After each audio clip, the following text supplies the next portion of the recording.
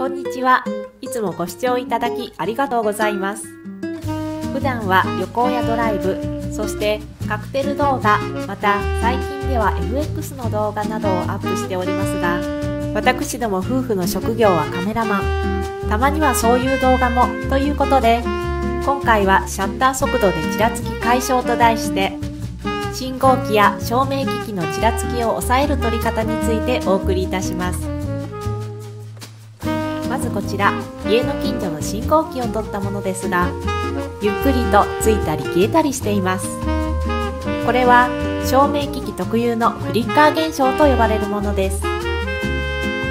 身近な照明機器 LED 照明や蛍光灯などの場合、肉眼では分かりませんが、周波数に合わせて点滅を繰り返しています。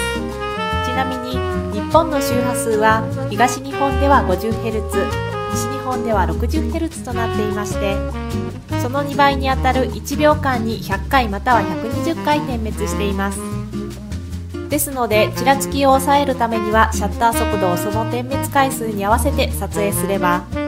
このように点滅を抑えて撮影することができるというわけです。ちなみにこの時のシャッター速度は125分の1、私どもの暮らす西日本の周波数にほぼ合わせて撮っています。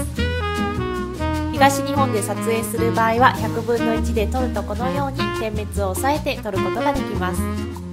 これはミラーレス一眼で撮っていますが、スマートフォンや GoPro などをお使いの場合は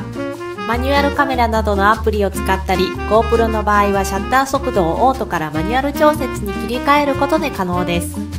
またスマホや GoPro ではF 値の固定された機種がほとんどですので、晴れた日の日中などシャッター速度を落としきれない場合には ND フィルターというものを取り付けることで適正なシャッター速度にすることが可能です。 ND フィルターの ND とはニュートラルデンシティの略で、直訳すると中立な濃度という意味です。つまり発色に影響を与えることなく光量を減らすフィルターということです。一眼用はもちろん、スマホ用や GoPro 用の ND フィルターも今はたくさん売られていますので、概要欄にも貼っておきます。